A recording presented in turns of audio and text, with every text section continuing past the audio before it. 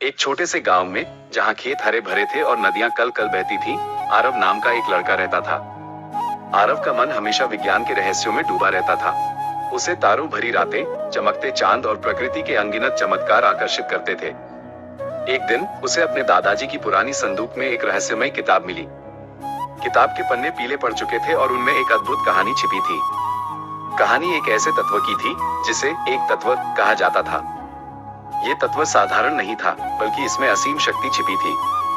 कहा जाता था कि जो भी इसे पालेगा, वो दुनिया का सबसे शक्तिशाली इंसान बन जाएगा। आरव की आंखें चमक उठी।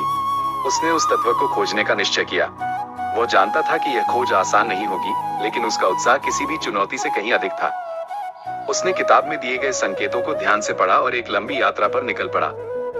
रास्ते में उसे कई कठिनाइयों का सामना करना पड़ा। घने जंगलों, ऊंचे पहाड़ों और गहरी नदियों को पार करते हुए वह लगातार आगे बढ़ता रहा। एक दिन वह एक शांत वन में पहुंचा, जहां उसे एक बूढ़ा व्यक्ति मिला।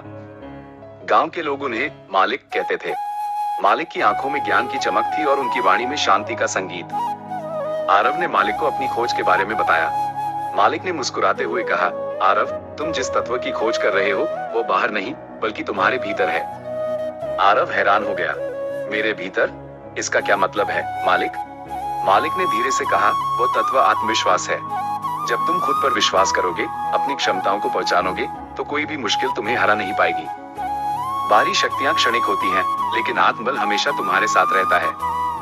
आरव की आंखें खुल गईं। उसे समझ में आ गया कि मालिक क्या कहना चाहते हैं। असली शक्ति उसके भीतर ही छिपी थी। उसने मालिक को धन्यवाद दिया और गांव लौट आया।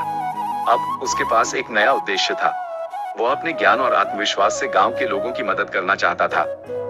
आरव ने गांव में एक छोटी सी पाठशाला खोली, जहां उसने बच्चों को विज्ञान और जीवन के महत्वपूर्ण पाठ पढ़ाए। उसने लोगों को सिखाया कि कैसे अपनी क्षमताओं पर विश्वास करना है और मुश्किलों का सामना करना है। धीरे धीरे गांव में बदलाव आने लगा। लोग अधिक आत्मविश्वासी और सशक्त बनने लगे। आरव की कहानी ने पूरे गांव को प्रेरित किया। उसने दिखाया कि सच्ची शक्ति हमारे भीतर होती है और आत्मविश्वास के साथ हम किसी भी लक्ष्य को प्राप्त कर सकते हैं।